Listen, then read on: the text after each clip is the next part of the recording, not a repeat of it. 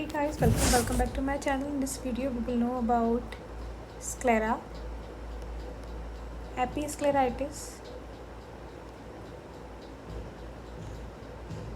and scleritis. Without any delay, let's begin our video. But if you are new to this channel, kindly subscribe my channel and don't forget to press the bell icon so that you'll get notifications of my each and every video. So let's begin. About sclera, first of all we should know that sclera forms the posterior part of the outermost layer of eye. As we know, आई की जो outer layer है उसके अंदर sclera, cornea और limbus होते हैं. तो जो पोस्टीरियर पार्ट होता है that is formed by sclera. ठीक है. And this is the 5/6 part of eyeball and this is white in colour and this is opaque because जो कोलेजन फाइबर्स होते हैं they are irregular, thickened and the bundling is irregular here which prevents the light to pass through them. तो होता क्या था कि cornea was transparent because उसमें जो कोलेजन फाइबर्स थे they were not irregularly arranged, they were regularly arranged. लेकिन sclera के अंदर जो कोलेजन फाइबर्स हैं वो इरेगुलरली अरेंज है जिसकी वजह से जो लाइट रेज हैं तो वो उनको पास होने नहीं देता है. ठीक है. नेक्स्ट थिकनेस की बात करें अगर हम, तो स्क्लेरा की जो थिकनेस है that is maximum thick around the optic nerve. तो ये जो पीछे की तरफ वाला एरिया है यहाँ पर इसकी थिकनेस सबसे ज़्यादा होती है that is 1 mm. And diagram मैंने बनाया है so this is a rough diagram as you can see. But this is thinnest posterior to the insertion of recti muscle. तो यहाँ पर क्या होता है, जहाँ पे जो रेक्टस मसल्स होती है उनका इंसर्शन हो रखा होता है उससे पीछे की तरफ, उससे पोस्टीरियर साइड में ये थिनेस्ट होता है. एंड ये थिनेस्ट होता है 0.3 mm as you can see in the datas. ठीक है. तो ये थिन होती है सबसे ज़्यादा जहाँ पर रेक्टाई मसल्स जो होती हैं उनका इंसर्शन हो रहा होता है. रेक्टाई मसल्स का इंसर्शन हो रहा है और इसकी थिनेस्ट होती है 0.3 mm. थिक होती है सबसे ज़्यादा ऑप्टिक नर्व के around and that is 1 mm. और लिम्बस के पास में होती है, लिम्बस पर इसकी थिकनेस होती है 0.83 mm. ओके. सो ये हो गया. अब हम लेयर्स की बात करते हैं. स्क्लेरा जो होती है it has 3 layers and those 3 layers are episclera, sclera proper and lamina fusca. ठीक है. तो जो एपिस्क्लेरा सबसे आउटर होगी उसके बाद में आ जाएगी sclera proper and third and the innermost layer of the sclera is lamina fusca. तो एपिस्क्लेरा के अंदर ब्लड वेसल्स होती हैं और 2 तरह की ब्लड वेसल्स होती हैं. The first group is superficial blood vessels का group and the another one is deep blood vessels group. And because the deep blood vessels are situated near the sclera proper, तो इनमें अगर कोई भी inflammation होता है तो उसको हम कहते हैं स्क्लेराइटिस. लेकिन हम सुपरफिशियल वेसल्स के अंदर अगर कोई भी इन्फ्लामेशन होगा तो उसको बोलेंगे एपिस्क्लेराइटिस because they are nearer the episclera. And if deep blood vessels are inflamed they are called, this condition is called as scleritis. ठीक है.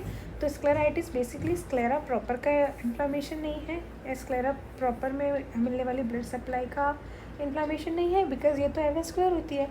ये दरअसल एपिस्क्लेरा को ही मिलने वाली डीप ब्लड वेसल्स में इन्फ्लामेशन की वजह से होता है. ठीक है. And the third layer is lamina fusca as you can see. So as you can see, both of these conditions, episcleritis and scleritis. Inflammation of superficial episcleral blood vessels का inflammation is called episcleritis, whereas deeper vesicular plexus जो है उसका inflammation is called scleritis. तो episcleritis के अंदर हमें, क्योंकि superficial है तो हमें reddish hue दिखेगा, जबकि scleritis में हमें bluish hue दिखेगा. अब एक चीज़ होती है ब्लेंचिंग. तो ब्लेंचिंग क्या होता है बताती हूँ आपको.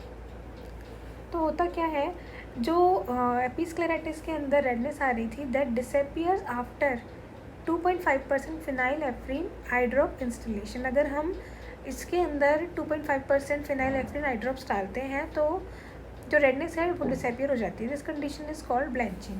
बट स्क्लेराइटिस के अंदर अगर हम लोग 2.5% ये फिनाइल एफ्रीन डालेंगे तो रेडनेस नहीं जाएगी.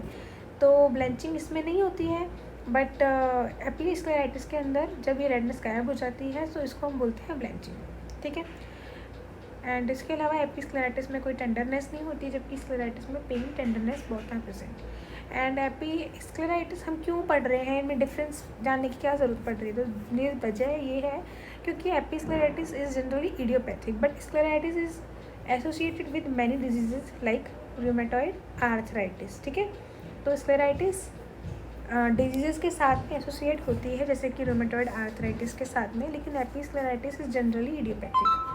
And next we will see both of these conditions through diagram. So guys, if I ask you out of these three diagrams which is scleritis, which shows episcleritis, then what will you say? तो जो स्क्लेराइटिस है उसके अंदर मैंने कहा था bluish ह्यू दिखेगा, तो ये हो गया, ये जो चीज़ है दिस डायग्राम इज़ ऑफ स्क्लेराइटिस। इतना क्लियरली एक्चुअली बहुत ही रेयर केसेस में दिखता है बट ब्लूइश ह्यू इसमें दिखेगा। बट एपीस्क्लेराइटिस के अंदर जैसे मैंने बोला था रेडनेस दिखती है स्क्लेरा में, तो ये रेडिश ह्यू दिखाई दे रहा है। These both are figures of episcleritis. Now we will see the types of scleritis. So basically जो स्क्लेराइटिस होता है this is of two types, anterior non necrotizing and the another one is anterior necrotizing. Anterior necrotizing is further classified into without inflammation and with inflammation. तो without inflammation है तो obviously हमें बहुत लंबे अरसे तक उसका पता नहीं चलेगा क्योंकि इन्फ्लामेशन नहीं होगा, नो पेन नो रेडनेस। तो उस कंडीशन को हम जब ये इन्फ्लामेशन बढ़ता चले जाता है तो उसको हम बोलते हैं स्क्लेरोमलेशिया, और this is also named as the white type. And this is diagnose late क्योंकि हमें कोई चेंजेस तो दिखाई नहीं दे रही, रेडनेस दिखाई नहीं दे रही, तो इसकी जब तक ये डायग्नोसिस होता है तब तक कॉम्प्लिकेशन इसका हो चुका होता है, that is perforation of sclera. But जो दूसरा होता है दैट इज़ विद इन्फ्लेमेशन। तो विद इन्फ्लेमेशन में काफ़ी सारी डिजीज़ के साथ में हमें एसोसिएटेड मिलेगा, ये रूमेटॉइड आर्थराइटिस के साथ, Wegener's granulomatosis and poly arthritis nodulum के साथ में ये मिल सकता है देखने में। Next we will see about the openings in sclera. तो अगर हम लोग आई की स्क्लेरा में ओपनिंग्स की बात करें तो होता क्या है कि एक होती है लैमिना क्रिप्रोसा। तो as you can see in this diagram ये रेटिना है, तो रेटिना से होते हुए जब ऑप्टिक नर्व निकलती है तो इसको आई से बाहर जाने के लिए दिस इज़ कोरोइड जो कि पोस्टीरियर पार्ट में है, and the third one is I am showing it with you, this is sclera, ठीक है। तो स्क्लेरा के अंदर यहाँ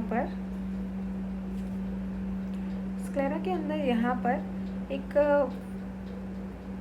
सीव लाइक ओपनिंग होती है, तो इस ओपनिंग को हम बोलते हैं लैमिना क्रिप्रोसा। तो लैमिना क्रिप्रोसा जो होती है ये ट्रांसमिट करवाती है ऑप्टिक नर्व फाइबर्स को पास करने के लिए, ठीक है।